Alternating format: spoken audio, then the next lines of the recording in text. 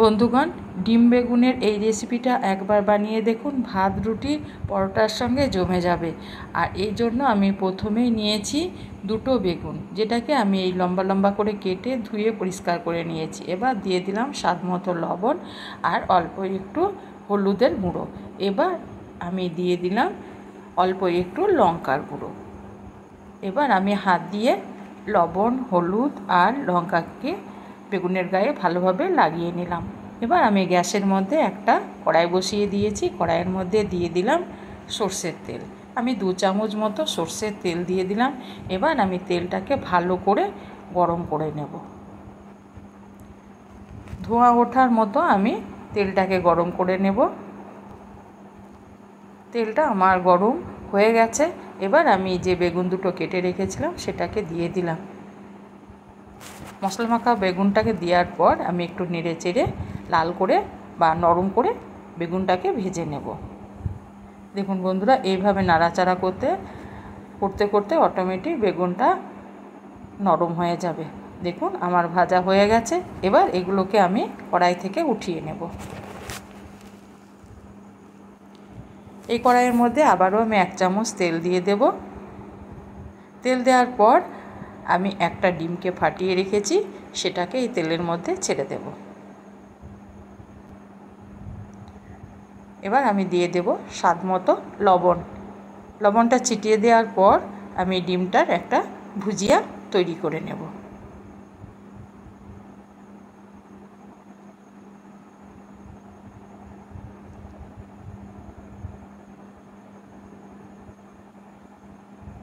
এবার আমি এই ডিমের ভুজিয়াটাকে উঠিয়ে নেব।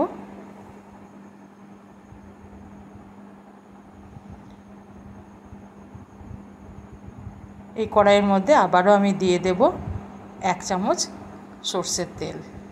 তেলটা দেওয়ার পর আমি এখানে দিয়ে দিলাম 1 চামচ, ছোটো চামচের 1 চামচ জিরে, গোটা জিরে, আর দিয়ে দিলাম একটা কুচনো পেঁয়াজ। এবার নেড়ে চেড়ে পেঁয়াজটাকে আমি ভেজে নেব।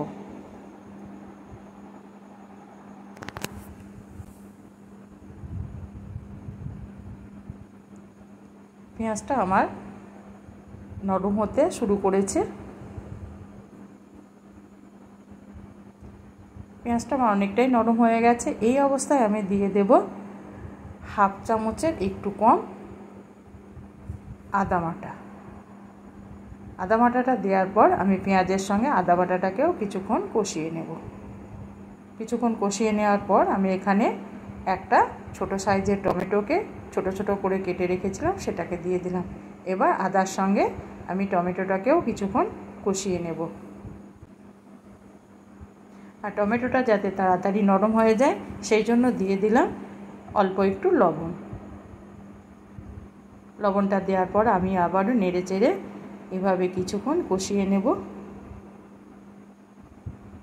এবার আমি দিয়ে দিলাম পরিমাণ মতো হলুদের গুঁড়ো, আর দিয়ে দিলাম লঙ্কার গুঁড়ো অল্প একটু, আর কাঁচা লঙ্কার ব্যবহার আমি এখানে করব। আর 1/2 চামচের জিরে গুঁড়ো, 1/2 চামচ দিয়ে দিলাম ধনে গুঁড়ো। অল্প একটু জল দিয়ে মশলাটাকে আমি ভালো করে কষিয়ে নেব।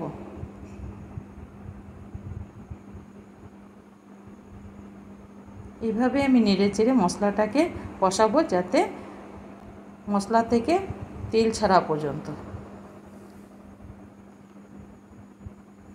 আর টমেটোটাকে আমি সম্পূর্ণভাবে গলিয়ে নেব। দেখুন বন্ধুরা, আমার টমেটোটা সম্পূর্ণভাবে গলে গেছে। এবার আমি এখানে দিয়ে দেব যে ডিমের ভুজিয়াটা তৈরি করে রেখেছিলাম, সেটাকে দিয়ে দিলাম।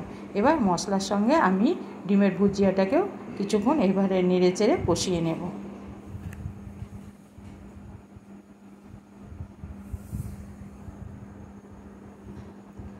কিছুক্ষণ কষিয়ে নেওয়ার পর আমি যে বেগুনগুলোকে ভেজে রেখেছিলাম সেগুলোকে দিয়ে দিলাম। এবার ডিমের সঙ্গে আমি ভাজা বেগুনটাকেও নেড়ে চেড়ে কষিয়ে নেব। হ্যাঁ বন্ধুরা, এটা রান্না করতে বেশি সময় লাগবে না, খুব অল্প টাইমের মধ্যেই রান্না হয়ে যাবে, কারণ বেগুনটা আমার ভাজা আছে। একটু নেড়ে চেড়ে নেওয়ার পর যে পাত্রের মধ্যে আমি বেগুনটাকে তুলে রেখেছিলাম সেই পাত্রটাকে ধুয়ে আমি 1/2 কাপ আমি দিয়ে দিলাম জল। জলটা দেওয়ার পর আবারও আমি নেড়ে চেড়ে একটু কষিয়ে নেব। দিয়ে আমি ঢাকা দিয়ে মিনিট 5 রান্না করে নেব। হ্যাঁ বন্ধুরা, গ্যাসটা আমি মিডিয়ামে রেখেছিলাম।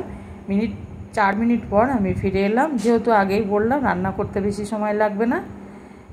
একটু নেড়ে চেড়ে নেওয়ার পর আমি দিয়ে দিলাম 4টে কাঁচা লঙ্কাকে কুচিয়ে রেখেছিলাম, সেটা দিয়ে দিলাম। আর দিয়ে দিলাম অল্প একটু ধনেপাতা কাঁচা লঙ্কাকে দেওয়ার পর আমি ভালো করে মিশিয়ে নেব, কারণ এখানে কাঁচা লঙ্কার সেন্টটা খুব ভালো লাগবে। একটু নেড়ে চেড়ে মিশিয়ে নেওয়ার পর দেখুন বন্ধুরা, এত সেন্ট বেরাচ্ছে, খুব সুন্দর লাগছে। এবার আমি এখানে দিয়ে দেব গরম মশলা। আমি অল্প একটু গরম মশলা দিয়ে দিলাম।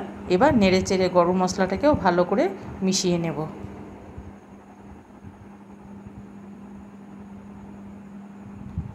আমার মেশানো হয়ে গেছে। এবার আমি গ্যাসটা বন্ধ করে দিয়ে কিছুক্ষণ ঢাকা দিয়ে রেখে দেব।